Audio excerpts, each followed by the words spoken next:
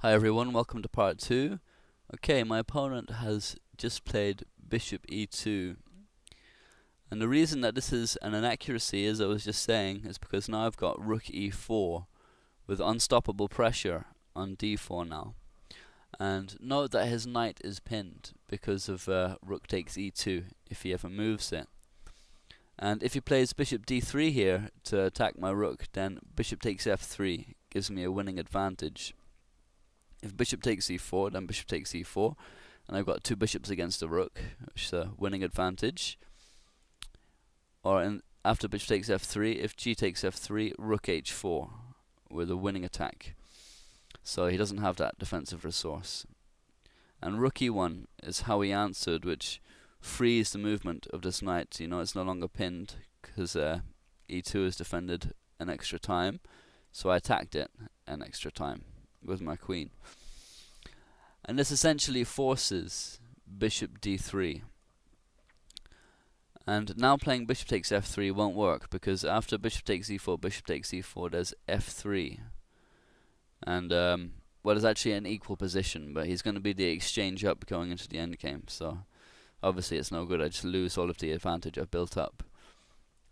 So, after bishop d3, I was happy to play rook takes e1, which is winning the d4 pawn.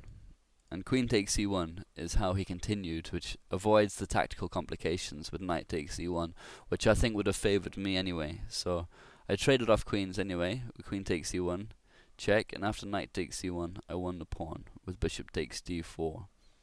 And it's interesting to note that when he gave up the bishop pair, it wasn't a big problem for him, but now my dark square bishop is an absolute killer. He has no effective way to neutralize it, and here I keep the initiative due to the threat on c5.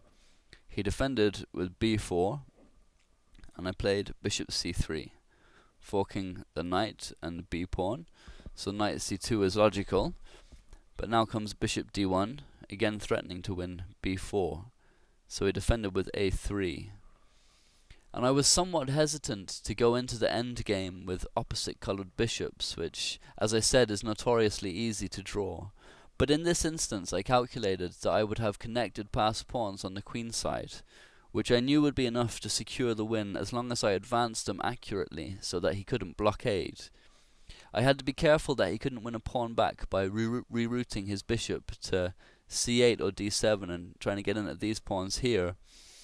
And if he gets a pawn back, you know, he could certainly draw the endgame. And by counting, I realized that my king would be able to defend if he tried to do that. So it was okay to play bishop takes c2. And after bishop takes c2, bishop b2, a4, and bishop a3 wins a second pawn and secures the connected passed pawns. He continued with b5. So I took on c5, and he began the rerouting of his bishop with bishop d3. So I brought my king out to defend to f8, and came b takes c6, b takes c6, bishop a6, and king e7 to come to d6 and defend c6 if he plays bishop b7. And if he tried to go around the other way, I can still move my king out this way, or I can play f5 to stop the bishop coming in this way. And he brought his king out now with king f1, but he's pretty much lost here. Now it's just a matter of wearing him down. These passed pawns are going to decide the game as long as I advance them carefully. So I further centralized my king with d6, and he played f3, which ensures his king can move away from the protection of the pawn that was on f2. This is a necessary but weakening move. I wanted to mobilize my pawns immediately. There was no need to wait, and at the same time I wanted to restrict the movement of his king. So I played bishop b6, which keeps the bishop on this diagonal. Bishop d4 would have also done that, but it stops the movement of the d pawn. And he played king e2. So now I got the pawns rolling with c5. And he played king d3, which is a bad move, but he's lost now in any case, because c4 check followed up with the advance of my king is definitely winning now. But it's even better after his move bishop takes c4, just giving up his bishop for 2 pawns and hoping perhaps for a draw by the 50 move rule or threefold repetition, or just trying to stop the advance of this pawn, fix these pawns on light squares. maybe, but of course from here it's a matter of technique. After d takes c4, king takes c4.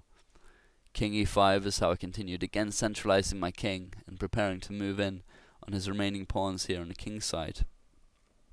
He answered with king d3. And now I want to get my king to f4, but I don't want him to be able to play king e2 and g3 check, forcing me back.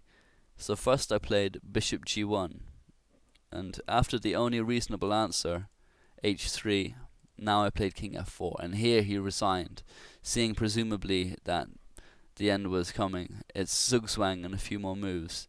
He's tied to defending g2 with his king, so it has to be king e2, but now comes king g3 and king f1 to defend g2, but now comes something like bishop d4, any bishop move, and the only move for him that doesn't lose material is a5. But now a6, and he's in zugzwang. He has to either move his king away, and I win g2, or he has to move his h or f pawns, and I just take them with my king. And his pawns are just going to drop off one by one, and I'll queen one of my pawns, and mate them quickly. So, that's it anyway. I was happy with this game, and Cavan won 4-1 overall in the meet, so we retained our lead in the Godley Cup, and had a merry drive home. I hope you enjoyed this vid. Please leave any comments or thoughts. Thanks very much.